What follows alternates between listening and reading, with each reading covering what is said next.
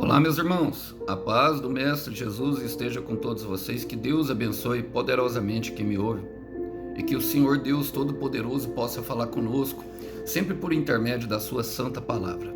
Que Deus abençoe você, meu irmão, que Deus abençoe você, minha irmã, poderosamente e corajosamente. Vamos lá?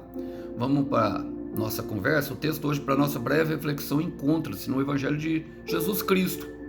Quero ler com vocês segundo João, evangelista, pastor e teólogo, João, capítulo 18. Irmãos, vou ler a partir do verso 15. Diz assim: Simão Pedro e outro discípulo seguiram Jesus.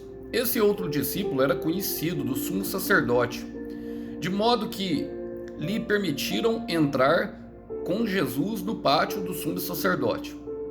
Pedro teve de ficar do lado de fora do portão. Então o discípulo conhecido do sumo sacerdote falou com a moça que tomava conta do portão, e ela deixou Pedro entrar. A moça perguntou a Pedro: Você não é um dos discípulos daquele homem? Não, respondeu ele, não sou. Como fazia frio, os servos das casas e os guardas tinham feito uma fogueira com carvão e se esquestavam ao redor dela. Pedro estavam ali com eles, esquentando-se também. Glória a Deus. Somente até aqui para que o Senhor quer falar conosco, meus irmãos. E eu vou contextualizar rapidamente, mas creio que vocês já identificaram. Aqui começou a negação de Pedro, a famosa trilogia, se assim eu posso falar, ou seja, a trinegação de Pedro. Negou Jesus 3 vezes. Ali na hora, no momento do julgamento do Senhor Jesus, no momento do julgamento de um homem inocente. Foi um momento de bastante tensão, principalmente para este homem. Um momento de bastante angústia, de bastante aperto no coração, de bastante medo. Pedro tinha se demonstrado corajoso durante o tempo todo, mas naquele momento ele acabou cedendo à pressão do medo. E é sobre isso que eu quero falar um pouco hoje, é o que o Senhor colocou no meu coração, para que nós venhamos a conversar um pouco sobre isso, para que Ele venha falar conosco. Quero contemporalizar, trazer, fazer as aplicações pertinentes e trazer para a nossa vida. Vamos lá? Diz assim: Simão Pedro e outro discípulo seguiram Jesus. Verso 15, a parte A. Simão Pedro e outro discípulo. Esse outro discípulo provavelmente se referia a João, o autor do Evangelho, o discípulo amado. Provavelmente, não dá-se para saber, mas provavelmente era, porque João foi aquele que seguiu até o fim. E, bom, irmãos, no que nós podemos perceber que havia vontade no coração deles de seguir Jesus. Havia, sabe, uma disposição. Ainda acreditavam em Jesus, mesmo diante de todo o cenário, mostraram toda a vontade. Mas muitas vezes, irmãos, nós descobriremos ao longo do nosso caminho que a nossa vontade, ela se tornará pífia, ou seja, fraca em determinado momento. Ela não será o bastante. Nós precisaremos de algo a mais. Nós precisaremos de, sabe, algo que vem do próprio Deus para nós seguirmos em frente. Só conseguimos isso através de um relacionamento íntimo com o Senhor. Aqui talvez estivessem ali, talvez não, certamente era um dos três, era Pedro, João e Tiago, os mais íntimos. João um pouco além desses três, mas dentre todos os 12 que andavam com ele, esses três se destacavam nessa qualidade de intimidade com o Senhor. Pedro um pouco mais de coragem. Então nós vamos perceber, o apóstolo Paulo em 1 Coríntios capítulo 13, 9, ele declara a seguinte mensagem: porque em parte conhecemos, em parte profetizamos. Mas quando vier o que é perfeito, então o que é em parte será aniquilado, ou seja, o que é incompleto desaparecerá. Nós temos uma incompletude dentro, cada um de nós carregamos isso, e é justamente essa parte que nos falta, que nós buscamos ansiosamente. É preenchida pelo Espírito de Deus. Somente Ele pode preencher, para que nós possamos completar aquilo que Ele colocou em nosso coração.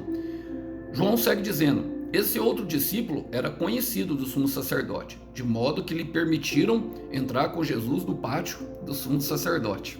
Perceba, irmão? Eu gosto muito dessa parte, porque, irmão, conexões abrem portas, relacionamentos abrem portas. Essa é uma verdade do Evangelho. Se João não fosse conhecido do sumo sacerdote, não conseguiriam ter adentrado ali, era um lugar que estava reservado. Poucos viriam, por quê? Porque estavam julgando o inocente, irmãos. Poucos estavam julgando uma pessoa totalmente inocente, era um plano armado pelo inferno. Eles agiam na surdina, sabe? Se reuniam na madrugada, discutindo como parar o mestre. E não queriam que os outros vissem, mas o apóstolo João, por conhecer o sumo sacerdote, ele teve justamente acesso, irmão, ao pátio interior. Conexões abrem portas. Como que está a esfera dos seus relacionamentos? Como que está o coração em referência a isso? Olha, eu quero ler com vocês porque tem um versículo que fala justamente disso. Está em Apocalipse, capítulo 3, versículo 8. Porque aquele que abre as portas, justamente para nós, é o Senhor Jesus. Apocalipse 3, versículo 8 fala assim, eu sei o que vocês estão fazendo. Sei que tem pouca força. Vocês têm seguido os meus ensinamentos e têm sido fiéis a mim. Eu abri diante de vocês uma porta que ninguém pode fechar. Agora, no versículo 7, ele fala que ele é aquele que tem a chave de Davi, ou seja, do reino eterno. Todo o poder foi dado ao Senhor Jesus, toda a autoridade. E ele fala que a porta que ele abre, ninguém fecha, mas a que ele fecha, ninguém abre.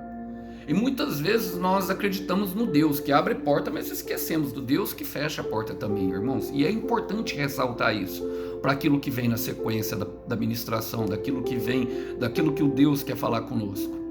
Naquele momento, João, a conexão dele abriu a porta para o Senhor.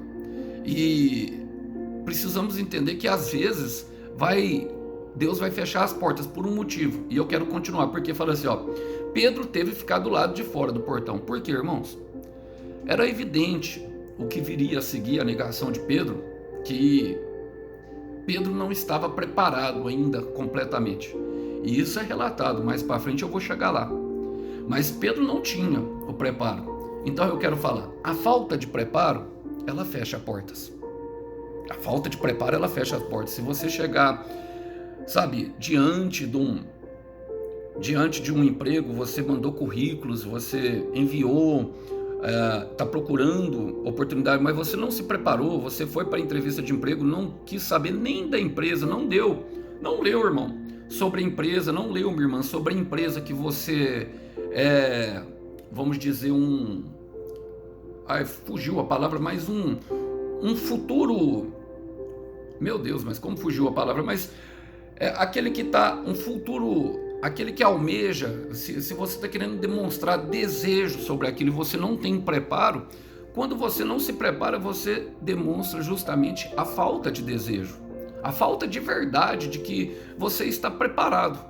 Porque, irmão, você nem leu sobre a empresa, nem sabe sobre o cargo em si que está sendo falado. Então, automaticamente, o entrevistador ali que está fazendo a entrevista de emprego, que ele vai identificar isso. Então a falta de preparo, ela fecha portas. E isso é relatado também pelo próprio Senhor Jesus. Quero ler com vocês Mateus capítulo 25, no versículo 10. Diz assim: Então as moças sem juízo saíram para comprar óleo, e enquanto estavam fora, o noivo chegou. Quero ler na versão Ferreira de Almeida. Só um minutinho.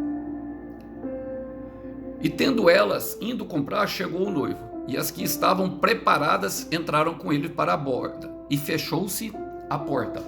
Aqui está falando justamente daquele texto escatológico das 10 virgens que estavam à espera do Senhor Jesus. Fala que tinha 5 sensatas e 5 insensatas, chamadas de loucas. Por quê? Porque 5, elas justamente encheram as suas lamparinas para a chegada do noivo. E a lamparina, ela tem uma tipologia, que é justamente a presença de Deus em nós. O óleo fala da presença do Espírito Santo.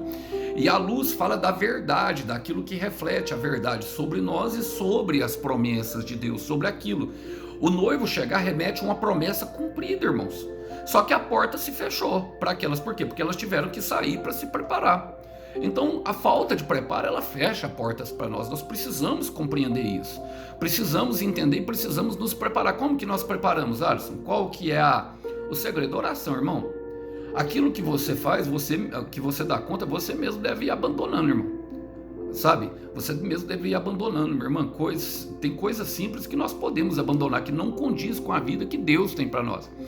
Nós mesmos devemos fazer uma autoanálise. Eu sempre falo que o poder da autoanálise, ela é extremamente primordial para aqueles que querem viver promessa. Tirar os olhos dos outros e colocar o olho para si. Esse é um dos motivos de Deus nos separar da multidão e nos colocar num processo de solidão, num processo, meu irmão, a qual nós vamos ficar justamente separados, limitados. Muitas vezes nós vamos ver que Deus vai fechar portas justamente para que nós ficamos sozinhos. Sabe por quê, irmão? Quando nós ficamos sozinhos com os nossos pensamentos. Muitas vezes nós fugimos justamente para não ter que lidar com os nossos pensamentos que são perturbadores. Mas esse é o momento de conversar e dialogar com o Senhor sobre aquilo que está aqui dentro. E nesses momentos de isolamento é o momento certo, é o momento do deserto, Medervar, o lugar da palavra. As cartas diante de nós, o amor e o medo. Muitas cartas diante de nós e dentro de nós aquela guerra sem fim. Então, a falta de preparo, ela pode fechar a porta quando a oportunidade aconteceu. O noivo chegou e elas não estavam, preparadas. Era o tempo da promessa se cumprir e elas não estavam preparadas. O que aconteceu? Não se cumpriu a promessa para elas, se cumpriu para as que estavam preparadas. Olha, e aí a palavra fala assim: então o discípulo conhecido do sumo sacerdote falou com a moça que tomava conta do portão e ela deixou ele entrar. Aqui nós vemos, meus irmãos, que Deus, ele tem um motivo para fechar a porta, sabe? Mas que os nossos relacionamentos, ou seja, aquilo que se refere a nossa pessoa, elas podem abrir portas para terceiros. Podem, irmãos. É os nossos relacionamentos. O relacionamento íntimo nosso com Deus, a nossa intercessão, pode abrir essa porta. Pode. Conhecido do sumo sacerdote falou com a moça que tomava conta do portão. Jesus diz em João 10, eu sou a porta. Quem entrar por mim jamais será rejeitado. Ele está falando que ele era o bom pastor. Agora, muitas vezes, a ovelha se perdeu, como em Lucas 15. E o que nós fazemos, irmão? Nós vamos varrer a casa, nos preparar, acendendo a lamparina e buscar diligentemente a dracma, que é algo que se perdeu. Então, o bom pastor, ele sai em busca diante da ovelha que se perdeu. Então, nós vemos aqui que se aquela mulher, o relacionamento de João com aquela mulher abriu a porta para Pedro, nosso relacionamento com Jesus, com aquele que tem a chave de Davi, irmão, meu Deus, Mateus capítulo 7, versículo 7. Eu creio muito que alguém precisa ouvir isso. Aquele que busca, encontra. Quem busca, encontrará. Aquele que procura, acha. Quem procura, achará. Meu Deus, eu estou sentindo a presença dele aqui. Mas aquele que bate,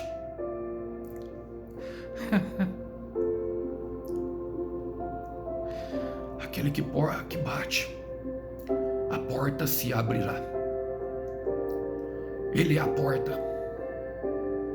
Não precisamos falar com a moça. Nós conhecemos aquele que tem a chave de Davi, que abre e ninguém fecha, que fecha e ninguém abre.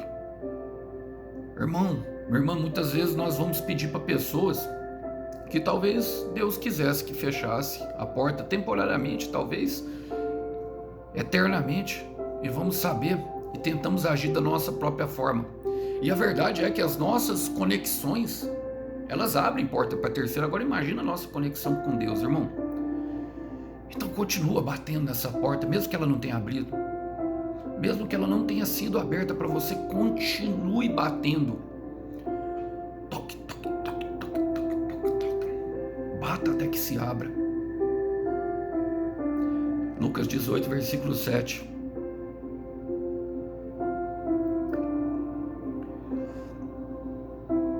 Lucas 18, versículo 7. E não fará justiça Deus aos seus escolhidos?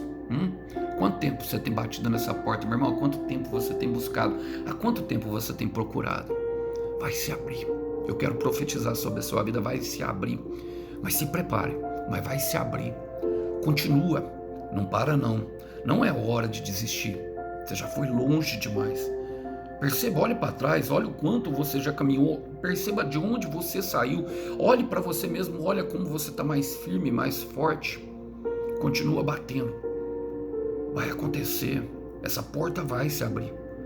Tenho convicção do que eu estou falando. Ele tem a chave de Davi.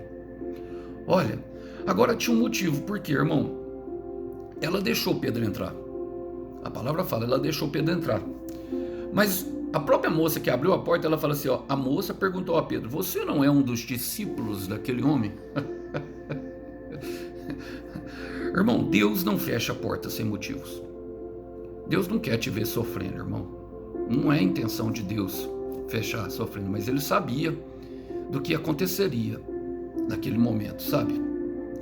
Ó, ele aconteceria, ele sabia. O Senhor sabia claramente que Pedro negaria. O Senhor sabe de todas as coisas, ele é onisciente, onipresente, onisciente, onipresente e onipotente.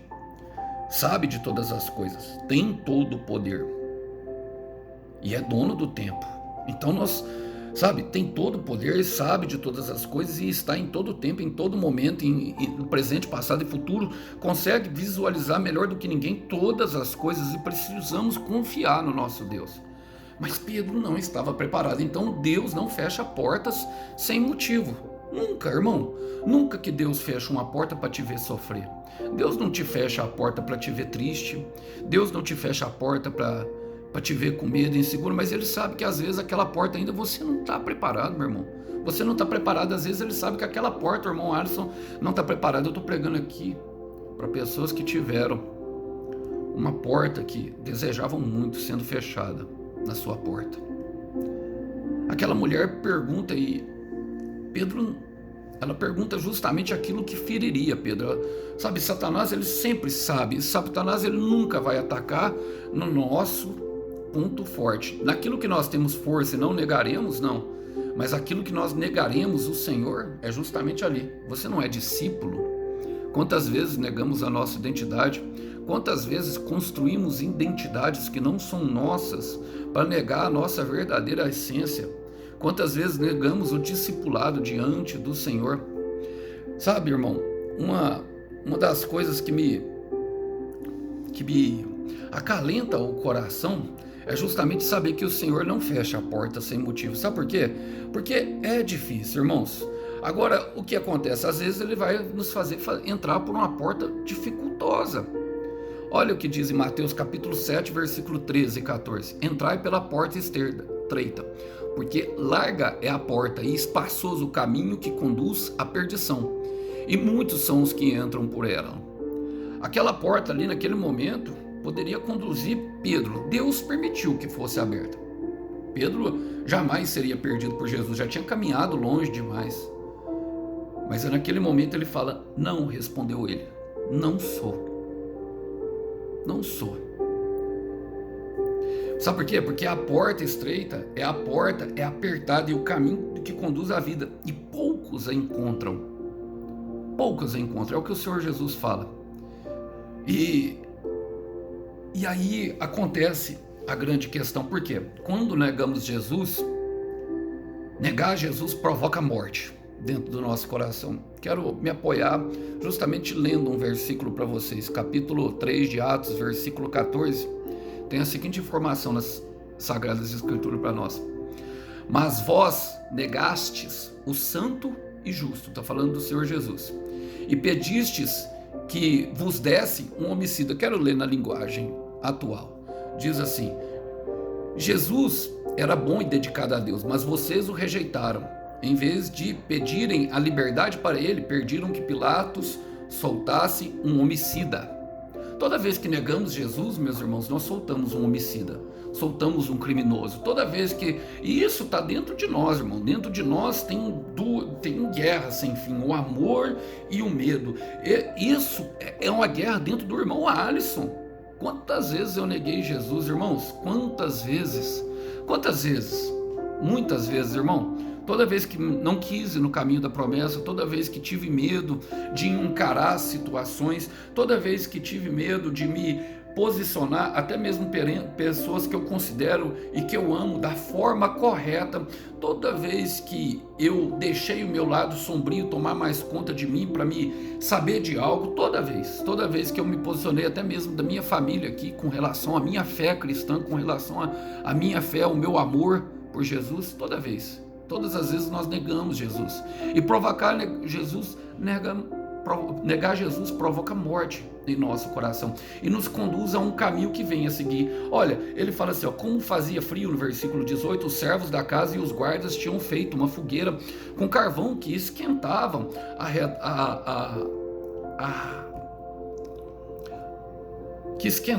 ao redor dela. Olha, o medo produz a morte, meu irmão.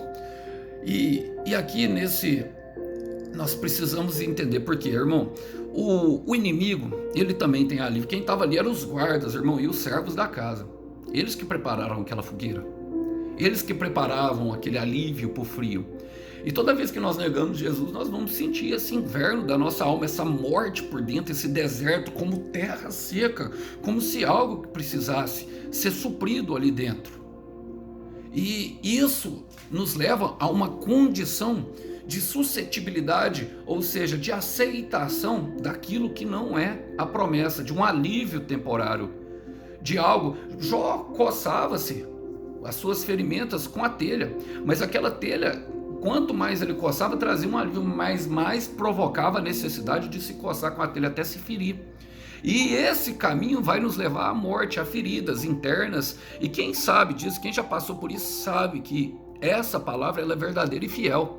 Negar o justo e santo, negar a justiça e a santidade de Deus, buscar ela deve ser de forma diligente, irmãos, porque o inimigo também tem alívio. João capítulo 14, versículo 27, o Senhor Jesus fala, eu vos deixo a paz, eu vos dou a minha paz, a minha plena paz, não como o mundo a dá, mas para que vocês tenham alegria completa, eu deixo a minha paz. Agora, o Senhor Jesus não falaria ali ao acaso que o mundo daria uma paz se ele realmente não tivesse. Tem, meu irmão. Você tem paz ali, um conforto temporário no meio do dinheiro, mas você percebe que quanto mais você vai no shopping comprar, mais necessidade você terá de comprar. Eu lembro, e eu gosto de dar esse testemunho, porque quando eu comecei a usar droga, eu não comecei cheirando igual eu estava no final. Eu não comecei a cheirar cocaína igual eu cheirava no final. No final, depois de 20 anos, eu estava escravizado dentro do meu quarto e nem saía, com medo dos policiais e medo de encontrar os meus familiares me vissem naquela situação. Mas antes era só um pouquinho ali, só para um alívio. E muitas vezes nós não percebemos isso. E Satanás, ele não tem pressa, irmão. Ele quer te destruir aos poucos. Eu sempre falo isso. Satanás, ele pega um alfinete e começa a cutucar o muro, irmão, começa a cutucar o muro ali. Quando ele vê que o muro está frágil, ele chega a voadora nela para destruir. E é assim na nossa vida, irmãos, é assim. E agora precisamos entender, porque Pedro estava ali com ele se esquentando também. O medo produz a negação. O medo produz a negação. Olha, eu quero ler com vocês um versículo já para nós partirmos para o final, porque eu não quero terminar dessa forma, logicamente. Davi negou Deus quando ele, justamente num período em que ele se negou a ir à guerra, viu Betseba, esposa de Urias, sabe, na sacada do seu castelo, e os seus olhos cobiçaram a mulher do próximo, a mulher de um outro homem, a mulher do seu melhor soldado. Provocou tanto o adultério como provocou a morte de Urias, porque Davi, ele engravidou ela naquela relação sexual que ele teve com aquela mulher que não era dele. E tentou esconder de Deus, tentou esconder dele, tentou esconder o seu pecado. Por quê? Tudo por causa do medo, do julgamento. Afinal, ele era rei. Poderia sofrer muito problema com aquilo. E no Salmo 55 ele relata esse caso, mas eu quero ler especificamente com vocês o versículo 4 e 5. Por quê? Qual que é o motivo? Ele fala assim, o meu coração está cheio de medo. e o pavor da morte cai sobre mim. Sinto um medo terrível, estou tremendo. O pavor tomou conta de mim. Toma conta, meu irmão. E ele como se eu tivesse asas como a de a pomba, e remete justamente ao Espírito Santo, a pomba voaria para um lugar de descanso, no versículo 6. Mas a verdade é que o medo, ele produz a negação de Deus. Ele sabia, sabe, meu irmão? Olha, e muitas vezes nós vamos ser levados a esse lugar, mas Deus sempre tem a solução para nós, irmão. Deus não nos abandona e não nos rejeita. Depois de muito passar, o que aconteceu? Pedro, ele se esquentou ali naquela fogueira do inimigo, dos guardas que eles tinham preparado. E o que voltou? Depois da morte de Jesus, ele voltou à antiga vida. Ele foi chamado e estava sendo preparado para ser pescador de homens, mas ele voltou a pescar com os homens. E no capítulo 21, Jesus foi atrás dele, depois ressurreto, já glorificado, cheio de glória. E assim que será na minha e na sua vida, meus irmãos. Suporte o processo, porque tem glória destinada, vindo da parte do Pai. E quando estavam ali pescando, a palavra fala que eles iam pescar. E olha, Jesus apareceu. E no João capítulo 21, versículo 9, fala assim, ó. Pedro largou as redes, colocou a capa, pulou na água na frente de todo mundo, nem esperou vir com o barco com eles e foi até o mestre. E fala assim, ó, quando chegaram, encontraram um braseiro no qual havia peixe e pão. Jesus havia preparado o mesmo cenário, irmãos, o mesmo cenário que Pedro tinha vivido do braseiro, só que dessa vez tinha sido preparado pelo próprio Deus. E nesse momento, às vezes, as nossas emoções tomam conta, porque Deus, às vezes, ele vai remontar cenários para que nós passemos, para que nós vençamos o nosso medo. E ali, naquele cenário, ele vai estar presente junto conosco. Deus não nos abandona no meio da dificuldade. Irmão, eu estou pregando aqui para pessoas que têm passado por uma dificuldade extrema, passado por situações justamente de extremidade nos sentimentos. O Senhor está contigo, meu irmão. O Senhor está contigo, minha irmã. E ali, às vezes, parece o mesmo cenário naquele momento que pensamos de novo, a mesma coisa.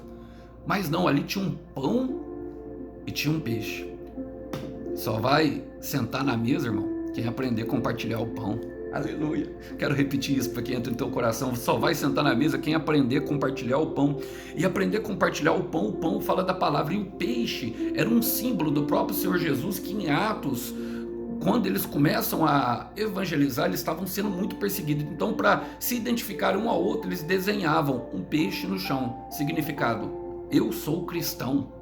E esse, logicamente, não está na Bíblia. Isso é os livros apócrifos que contam e toda a história de Israel, irmão. Mas é uma verdade que estava implícita. Nós vimos os peixezinhos no carro. E ali estava aquele braseiro, só que dessa forma, agora mostrava uma conversão. Sabe por quê, irmão?